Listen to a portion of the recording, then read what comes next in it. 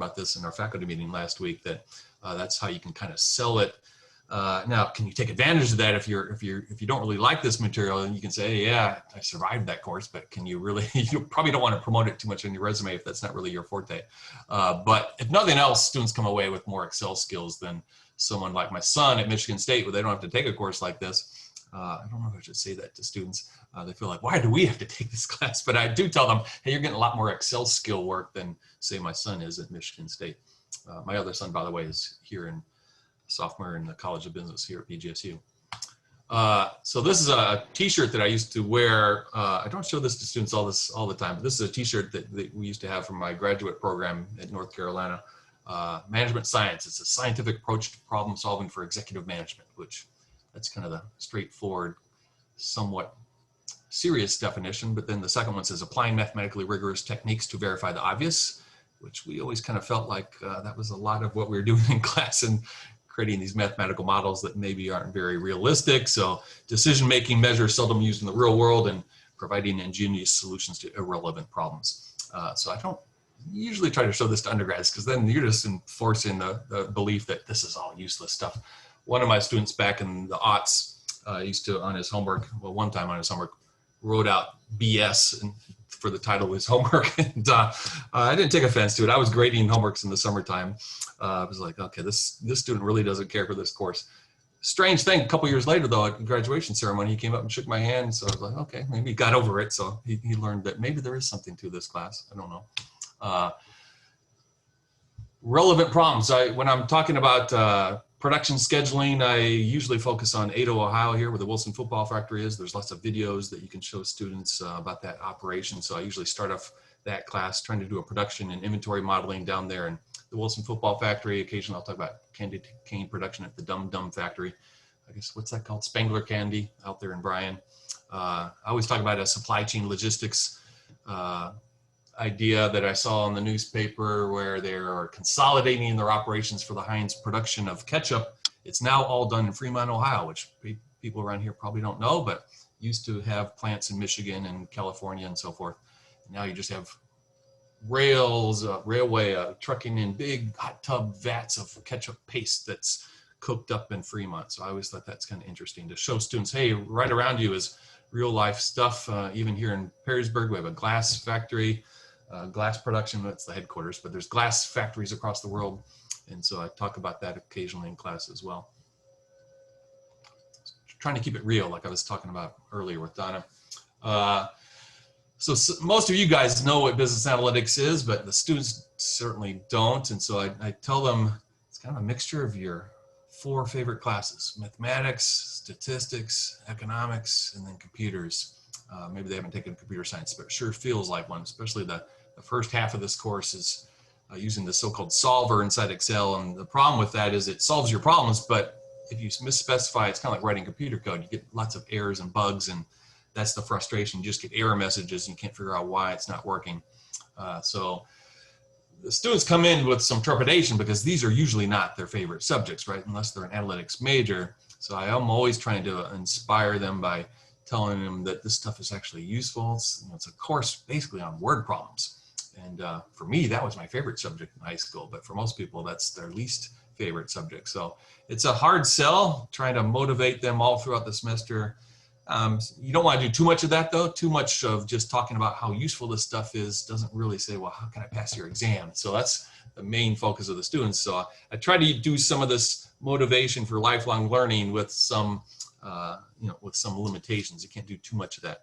I did have some course eval once where I was linking together various courses they're taking in the college, right? Especially statistics and the connection to this course BA 3800. And I did a little too much of that when I was teaching this elementary statistics class a few years ago. The students were like, you keep talking about this other class. Tell us what this class is about. So I was trying to make connections. Hey, you're learning the normal distribution. We're going to use that to actually model.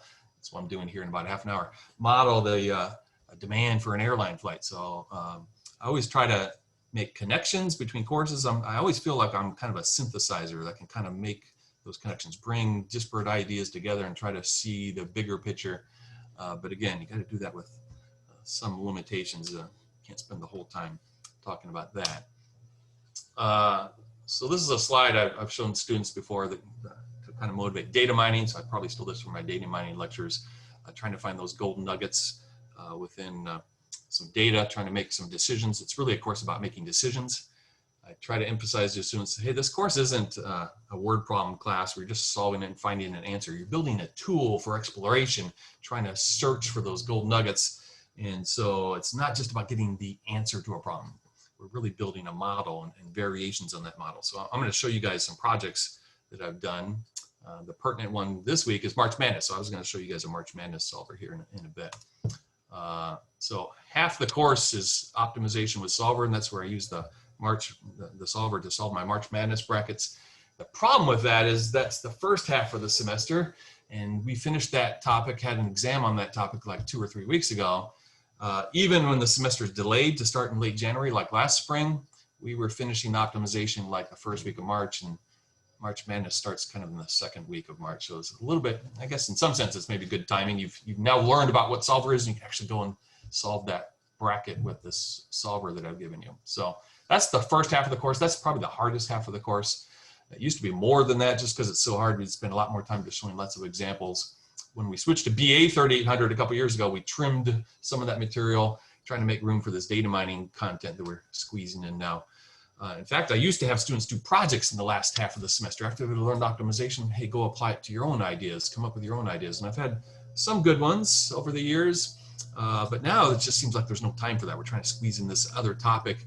I used to have just, the last part of the semester, last month or so, to talk about simulation and decision trees, which is the easier stuff that we're doing now, and less homeworks. And so with that more freed up time, I used to have students do projects. Now I feel like there's no time for that. That's one of the, I guess, unintended consequences of trying to squeeze in new material into a course that's already difficult. I was never really in favor of that, but I guess I'll get off my soapbox and teach it. So here's really what I want to talk about today is like the various ways I try to motivate this course throughout the semester, especially in the first day of class, but books, but also magazine articles I see, news articles that I see in newspapers or even on the TV, some videos I found, not just the Wilson Football Factory, but other more pertinent ones to this analytics topic. And then I also want to kind of close with some projects to show you that I sprinkle into the course. So I'll start with the books. I'm always reading lots of books, and so I know a lot of students probably don't read or have time to read, but this is my lifelong learning. So eventually, you maybe, hopefully, will read more in your later years. I know as a student myself, I didn't read anything that I didn't have to read, and so when I tell students I, read a book last week, they're like, "Oh, I never read any books." But I think that can change over time. So I'm always trying to inspire them and trying to tell them what I've learned from those readings. This is a favorite book that's like 2 or 3 page chapters. And so I always tell students it's a great book to read. So all about this course, basically applied to finance. 2 or 3 pages, just enough to put you to sleep at night. So if you're having insomnia, it's a great book to pick up. And it has this diagram that I use to start the discussion of decision trees, trying to teach them that we're following a good process. You may get a bad outcome anyway, so you can't control when it's random what may happen to you. There's some quotes from football coaches that I found in Sports Illustrated a couple summers ago. I put that in my Canvas module to kind of motivate this in context of coaching. One of the coaches said, as long as it works, it was a good decision. And I'm like, well, that can be just dumb luck. And the good coaches usually aren't hoping for lucky breaks. So I like this picture, tries to motivate this idea that we're trying to teach students to kind of think critically and quantitatively, follow a good process, kind of like an engineering process, and not just rely on your gut and gut instincts. And trying to teach people to be econs as opposed to being humans, or at least realize that you're human and you have some irrationality sometimes in the decision making. So trying to teach them good decision making processes. This is another favorite book. I just talked about this one last week, and I mentioned to my students, I probably shouldn't have mentioned, but Dean Rogers at the time, now President Rogers, took this book and never returned it. So I bought another copy. So I have that one of my favorite books from the aughts there. I was talking about the flaw of averages last week as well. So I'm always trying to pull in at least pictures and can refer to the book where I got the picture just to kind of inspire students to maybe go out and see things that they can learn. And this is a slide that I added just last week because I'm currently reading this book. Another one with 2 to 3 page chapters, which I like. I mean, you can just get you into reading and fall back asleep. Anyway. The videos, I usually show 2 videos in the first day of class, so let me talk about both of those. The first here is on analytics. I don't show the whole video, but these videos are linked in my Canvas page, either in the first part of the Canvas before we start the content of the course. There's some motivational pages there, as well as maybe when I'm trying to introduce a new topic. So usually I'll wait to talk about this baseball scheduling one when we start talking about integer programming, which is about 3 or 4 weeks into the semester. But this one I always show in the first day of class, I guess the TED Talk that Mike Hoskins gave here. I just noticed that's a misspelling. Hoskins, right? I just noticed that. I've been showing this video for 10 years. If you click on this link, I think it should work.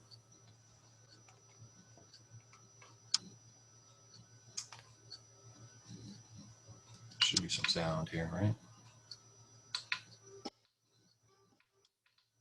Hi, everybody. My name is Mike Hoskins. It's a special joy for me to be here with you today. As you may have heard, I graduated from BG. It's a bit deeper than that. I grew up in Bowling Green, went to high school here and college here. My dad was a professor on faculty here in the College of Business for over 20 years. So I've got a special affection for Bowling Green. It's always nice to come back. And frankly, over the last couple of years, amazing to come back. So I usually skip right to this point here. So analytics is something you'll often hear together with big data. And I predict this will hit all of them. Big data analytics. But if humans can't do it, how are we going to do it? We're going to do it with machine learning techniques. And I hazard a guess. So I always stop on this slide because it blinks away in about 1 more second. But these are like all the topics. Optimization, that's what this course is all about. Prescriptive analytics, trying to prescribe the way the world should be. But a lot of this is more predictive analytics, right? Like regression, like they see in their BA 2120 class. They don't always have that class coming into this course. It's not a prereq, but they've certainly had at least 1 course in statistics. And we're going to talk about simulation.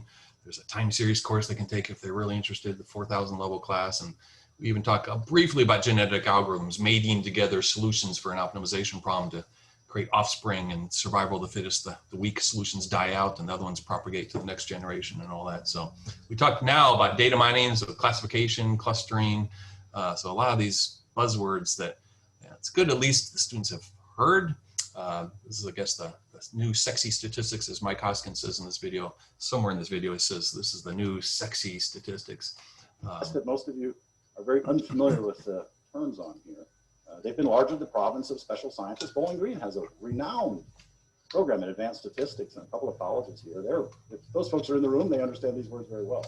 I was in the room, up in the balcony. This is the emerging science that's going to be important. If these are huge mountains of data, and they have gold veins in there, they have incredible information, but we have to mine that data out of there. In fact, that science is called data mining. Then yeah, we're going to have to do some kind of new deep analytics on these big data mountains. Why do we do it? One is to augment reality and improve decision making. I think most of you know applications like Shazam and Google Docs. So I usually cut it off about there, so get to the Shazam part of it at least, and then can talk about data mining later in the semester, so it kind of motivates that. This other video is one I usually show, again, like 3 weeks in the semester when we start talking about integer decision making, a lot of binary decision making, which is in practice a lot of the optimization modeling. You're just trying to say yes or no. Do I want to plant here in Perrysburg, or should I put it in Bowling Green or Fremont? So a lot of yes/no type binary decisions. They see dummy variables in the regression class. It's kind of related. So there you have a binary indicator for some categorical variables. I try to remind them stuff like that they already know, but now we're making a decision that's binary. So we have that kind of binary decision making that takes place like in this case. So sometimes I even show this in the first day just to try to, a lot of people like sports, at least, can attract those people with a sports application here. This one's about 12 minutes. They're both about 15-minute videos. I link them, but I don't ever show the whole thing in class, usually just the start and where I've picked out a good segment to skip to here.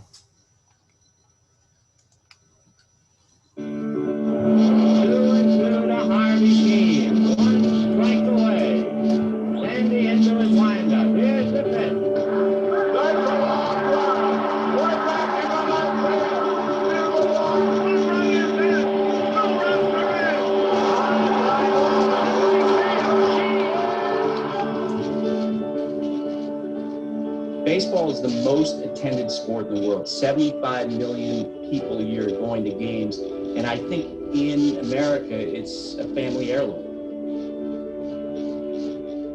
In 10 years, you can generate more possible schedule solutions than there are atoms in the universe. It should be noted that MLB has used a husband and wife team named Henry and Holly Stevenson to create their schedules for 2 decades. Their ability to create playable schedules without apparently using advanced combinatorial optimization software is quite amazing.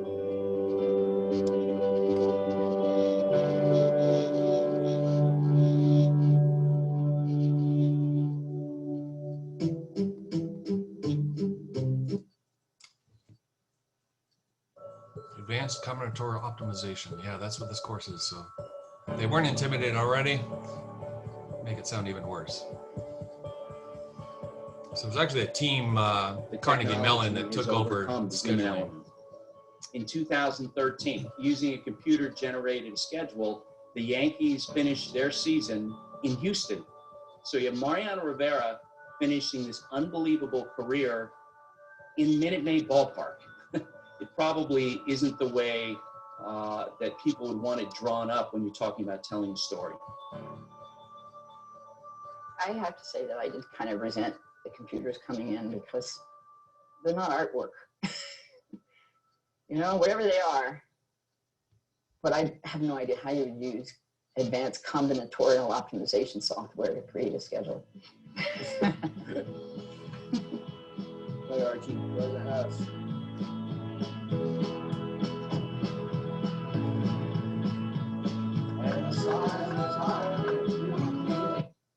So you might have noticed in that video, I was talking over it, but they put up a little text about how that husband and wife team eventually got fired, but they competed against the computer for like 5 years, and they actually kept beating the computers. So the computers took a while before they took over. And then now there's another firm. So there's actually 2 competing firms that compete for that business. But the word that I kind of objected to that I didn't mention when we saw it on the screen was random. So they talk about these random schedules. They're not random, right? And there's, to me, some beauty that's in the computer modeling, not just in the sheets that she was doing by hand there in her book, her little workbook. You can think of a spreadsheet as just a computerized version of that little workbook that she had. Anyway, so I don't talk about this in class, but it's in my Canvas page. They can go read my retorts to this, that the schedule's not random. And the fact that Mariano Rivera was in Houston, well, that was a constraint maybe no one realized. So even the husband and wife team probably wouldn't have made that happen either. So that's just a constraint. If you want it to happen, you need to tell us, right? So I don't think that was necessarily a fault of the computer or whoever modeled that season. Plus I think he's a reliever, so he doesn't pitch on schedule, comes in when they want him or when they need him. So the fact he pitched that day was random, right? So how can you plan for that necessarily? Anyway, so I think computer modeling can be an art form as well. It's just a computerized version of what she's doing there with a pad and pencil and probably a lot of erasing. Anyway, so that's the video I usually will show either in the first day of class or maybe 3 or 4 weeks into the semester. And then depending on the semester, I will talk about some sports applications that I've developed. I spent one spring break back in like 2005 developing a March Madness solver. Been using it ever since and doing pretty well sometimes in the tournaments. I'm the reigning champion from 2019 in the College of Business pool that we had. My son came in second. He doesn't use any of this stuff. He just uses his brains. If we could marry those two, I always tell my son he'll be taking this course next fall. Maybe he'll now be able to use his football brain along with his spreadsheet skills and really clean up. But in the fall, I'll talk about like fantasy football. I'll simulate the Cleveland Browns. I have some of these, I guess, on the next slide. Here's my fantasy football problem. This is just made up data. This is actually an exam problem that I give students for like trying to select a set of wide receivers. You have to pick 3 each week. You can only use a player once over the remaining 5 weeks. So it's kind of, who do I pick based on the strength of the numbers there. I came in once in like spring of 2000, this is like 2008. My son was 7 or 8 years old playing soccer here in Perrysburg. And I noticed in their 6-team league, they're playing 6 games. So that means they're playing their 5 opponents once, and then they'd have 1 opponent they'd have to play twice. But his schedule, they had a team that were playing 3 times, and there was another team that they weren't playing at all. And I thought, who made this stupid schedule? And I kind of noticed partly because the team we weren't playing had a friend of his on there, and also the team we were losing to that day, we had to play 3 times, and they were just kicking our butt every time, getting smoked. So I was like, who made this stupid schedule? I came in the next day and slapped that onto the overhead projector, which I guess we still have maybe in some classrooms. And we were like, we're going to fix that schedule. Did some work with OI in recent years, a couple of years ago, and there we talk about fixed charge modeling. So there's a fixed cost. So we have to model that with a binary. Do we want to pay that fixed cost? And in the application in glass production, there's a 2 or 3 day time lag when you switch colors in the glass. The chemistry there, you have to basically throw away 2 or 3 days worth of production because it's too brittle. So kind of an important thing to model that significant cost. I was thinking of vaccine distribution. Herb and I just got vaccinated, so how do we distribute those? Even some work I did here in my home back in 2011 or 12, I kind of formulated a cutting stock problem there to optimize my baseboard. So occasionally I'll show these. I don't usually show some of these. ComCom assignments, I was chair of ComCom, so we have to assign people to a committee, faculty to a committee they want. Bill Sawaya was the first one that came in with his preferences, so he got his first choice. But later down the list, actually the second person on the list had the same top 3 choices as Bill. She got shut out because her second choice, someone else preferred, that was their first choice. So the person that came in second actually had no assignment, which is kind of paradoxical, kind of non-intuitive. So that's the thing I'll try to point out sometimes in a project sense, that sometimes our brain, our human brain, would kind of just process that list and say, well, let's give Bill his first pick. The second person down the list, what should we give her? She came in second. It's not supposed to be based on how fast you came in. So it's just trying to make your preferences and trying to assign the best choice. So we shouldn't just sequentially go down the list. And that's what was happening when I came to the ComCom committee. This is part of Faculty Senate, if you guys don't know already. Right now they're advertising for these ComCom assignments if you want to join up for a committee. They kind of just eyeballed them and said, oh, let's give this person because it's their first choice. It was just kind of done at random. So I think the computer coding makes it a little bit more systematic and less random than just a human saying, well, let me put Bill on this committee and Jane on that committee. To me, it's a little bit more systematic and more fair. Simulations are more fun. That's what we're doing. I have to teach a simulation here in about 20 minutes. Going to talk about airline overbooking. So how do we put people on an airplane? You might have seen a couple years ago that guy being pulled off an airplane. He was screaming about he had a seat and they were taking him off. I forget the details now. So kind of sometimes current events, even when you're talking about some just business case like scheduling an airline.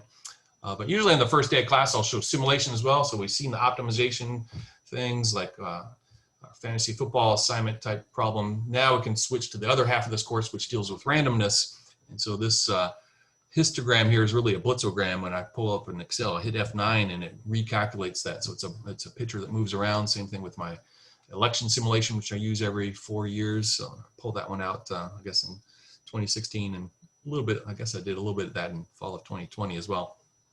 Last spring, I developed a SIR model, which is a famous mathematical model for infectious diseases. So we just simulated the infection process. And if you can flatten the curve by locking everyone down, that can actually, we showed with the statistics in that video that I created last spring, that you can actually flatten the curve and prevent a lot of infections. This classroom social distancing one I made up in the summer. Ebo, I don't think he's here today, but he was telling me, you sure you want to teach live in the computer lab? I know Herb has done it, but yeah, he inspired me to make a video, make a model of the BA 2003 classroom. Here it is. And I was assuming, you know, maybe people are pretty diligent about masking up, like maybe 90%, but suppose there's like a 5% positivity rate amongst students in the class. This is the BA 2003 lab that now is defunct, but it holds 41 people. And if you have a full classroom, which I don't think was scheduled to happen, I can model those 41 people and who's masked and who's not. So 0 means they're not masked up. And we can see that maybe one person's infected that day. And do they transmit it? Well, I guess not. They're masked up, and so that's going to prevent a lot of infections. But if you hit F9, you can maybe see that that can change each day. All right, so there's 2 people infected. No transmissions yet, but occasionally we'll have some. There's one. So someone got sick because we're in this class, right? So I was like, I don't want to be in class. I'm probably infecting people if I get infected, because at the front of the classroom, I'm probably spilling out a lot of germs when I'm talking. So over the course of the semester, over 42 lectures, we got 23 infections, right? Maybe 15, maybe just 9, but I think the classroom was set up this way where they took out the middle 2 rows. And so you could still have quite a few infections, like 5 over the course of the semester. And I was proposing that if you reduce that from 27 seats down to 22, now there's no one in front of you that you're breathing on. So maybe that would cause, in fact, no infection. So I show this to students. I don't show them the details. This one's complicated. It's basically just showing them and trying to inspire them that, hey, you can use this stuff to actually model real world phenomena. There's probably a lot of simplifying assumptions I've made here, so I wouldn't publicize this, but you can actually kind of, to me, it convinced me to say, I want to stay out of that classroom, right? All right, so the last case I want to talk to, since it's a current event today, is the idea of this March Madness solver. So I have a few slides on that if I could jump to those. Let's see, I got to run my slideshow again.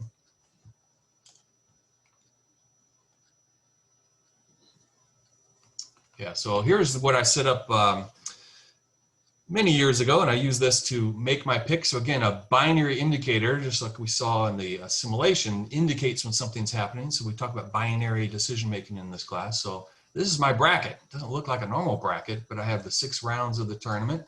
Here, it's really half of my bracket. These are the these teams. This is the teams in the Midwest part of the bracket. So that's a quarter of the bracket here, and here's the other quarter. Baylor down to Oral Roberts. I guess that's the south part of the bracket. So these are 1/2 of the bracket. That's one side of the bracket that people are filling out this week. And in red or orange, you can see that my computer has picked those various teams. Illinois is supposed to win 5 games, which means they make it to the championship game and then they lose. They lose to Gonzaga, which is the other half of the bracket I'm not showing you here. I am picking an upset like Rutgers over Clemson, at least my computer model did. So if these are terrible and I need to tear up my brackets, I can blame my computer. So I don't make my picks. I let the computer make them. I always tell that a little bit facetiously because I am a human that interacts with it. This is really a tool for exploration. So I'm not really finding the answer to this madness problem. I'm basically building a tool that I can use to explore and come up with a variety of brackets and kind of look at them with a grain of salt and say, yeah, I don't like this. Let me add a constraint. But we're trying to maximize the points that are scored. So there's some points system that we multiply by these picks. And then there's a big table, a similar sized table of probabilities that I steal from the internet. So garbage in, garbage out. If those probabilities are garbage, then my picks will probably be garbage, but I can't figure out a better way to come up with those probabilities. The constraint, so this course is about constrained optimization. So we're trying to make decisions, pick my winners, but you have to follow the rules. So one rule is you can only have 1 winner per game. So here's a game between Illinois and Drexel that will occur this Friday or Saturday. You can only have 1 winner in that little game. And same thing here, there's 2 teams that are playing, only pick 1. In the second round, I guess that would be the Sunday, Monday, so about a week from today, we have only 1 survivor from that first pod of 4 teams, right? So 1 winner comes from that first 4, same thing here, same thing here. And then it's in to the next weekend. So this is about 12 or 15 days from now, we'll have a set of games where we only get 1 winner that comes from those original 8 teams. So it kind of whittles things down. So one of the constraints is only the winners can advance. So usually, well, I'll stop, and I was going to do that with you guys, but a little bit short of time, I was going to have you guys tell me what that rule looks like. How can I ensure that you don't have someone who loses and comes back? So Illinois wins, and then they can come back and win again. Drexel has lost, so they can't come back and win. I can't have a 0 and then a 1 later on. So I need to force that not to happen. A 0-0 is fine, or even a 1-0. So if someone wins their first game, but then they lose the second one, then they're out, right? So I guess if we had time, I'd show you the Kahoot that I built here. I'm not going to make you guys join because that takes too much time, and I got to go teach here in a second. But this is what I'd ask students to help me figure out what that constraint looks like. So if I play that constraint, oh, this might not work if I try to play it. You guys need to join first. That's not going to work. Probably see the answer. No, you can't. The answer is, I should ask you, what's the answer here? How can I ensure that I don't have someone who loses and comes back? I don't want a 0 followed by a 1. So somehow comparing that first column to the second column, I want to make sure there's a rule there that says if you lose in the first round, so if you're a 0 in the first case, you can't be a 1 in the second case. So which one of these looks correct? Someone help me out here without running a Kahoot.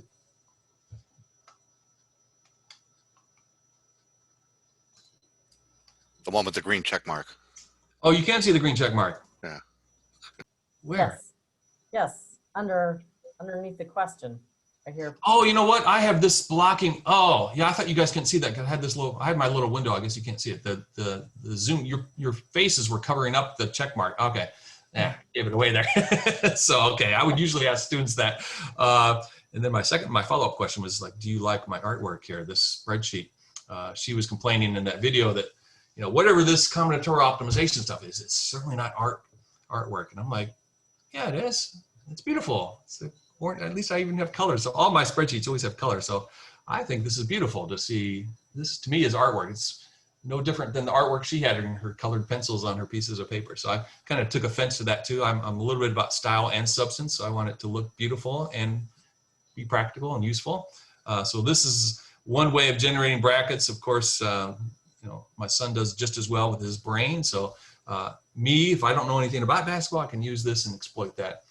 Exploit the numbers. So sometimes there's kind of hidden insights that I could walk you through. I don't know if I want to do too much of this, but the next slide then says, okay, what do I notice about this so that we wouldn't glean from just using our human brains? Our human brains are really good at seeing patterns, but it becomes a little difficult when you have so much information going on. So this is that table of probabilities that I stole from the internet. That's the garbage. It leads to these garbage picks.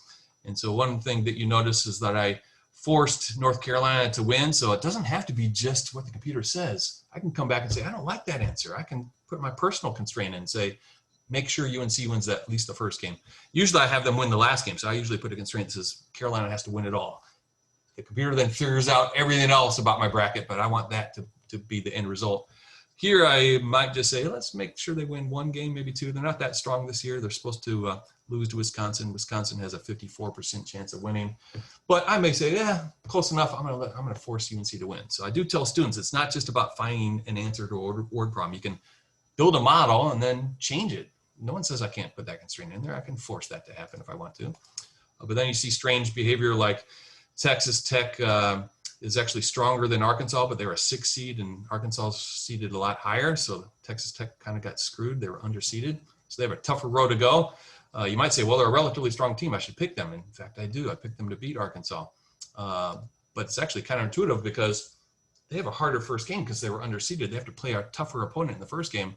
Their chance of actually making it is actually worse than the weaker team. So these kind of hidden kind of consequences of one action like being underseeded and how it can influence how that can create unseen circumstances.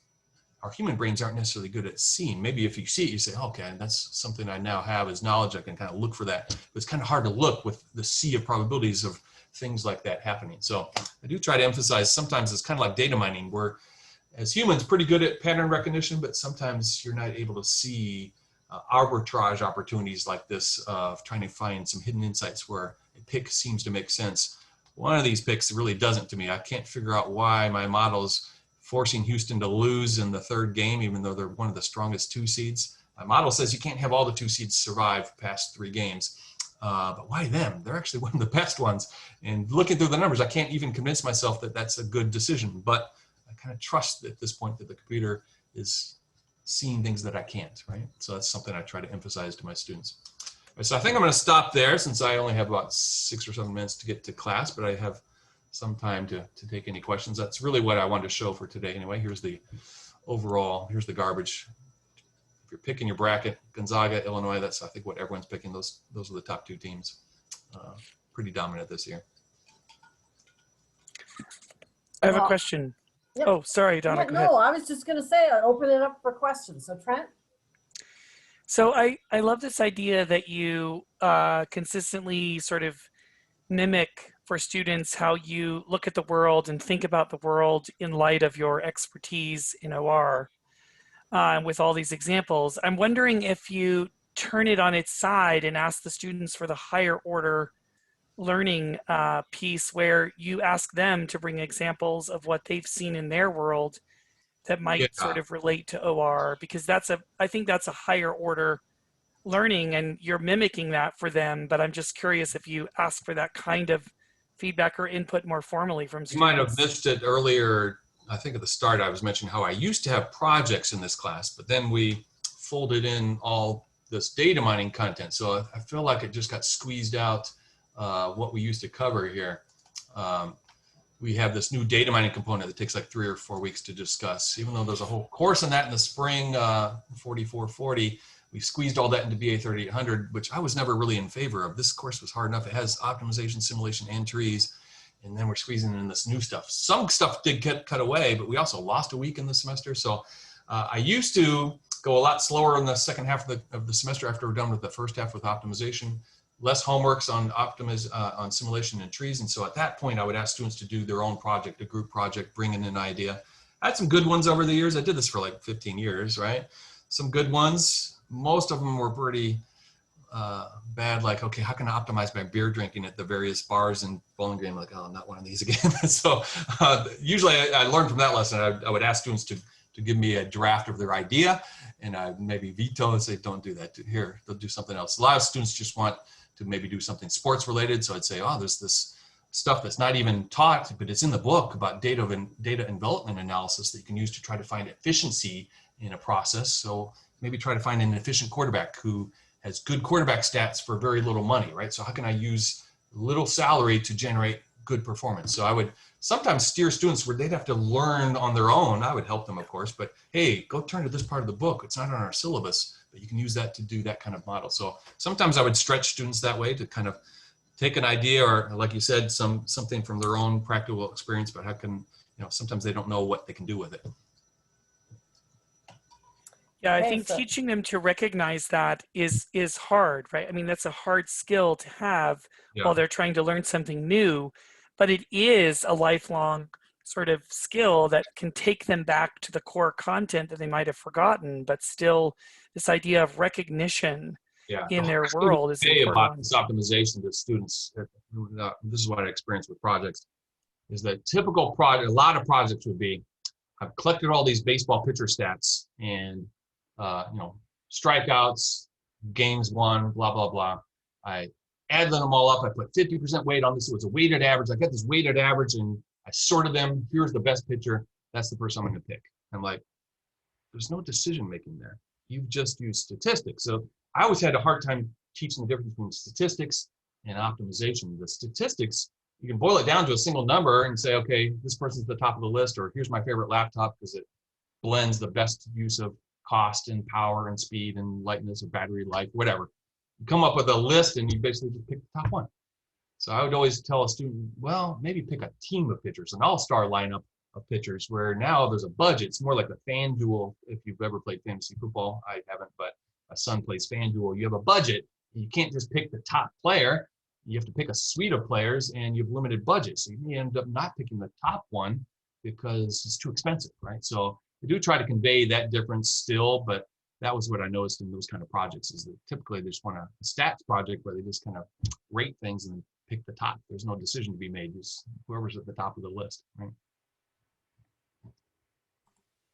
Okay, everybody. So we're about at 11. I got to run to class here in 2 minutes. And I know you got to go to class. I want to thank everyone for coming. What a great Thank you very job. much. Thank you, Chris. Really appreciate coming. it. If you need help And with if you have brackets, questions, you yeah, can email me if Chris. you want help in your brackets. Thank you.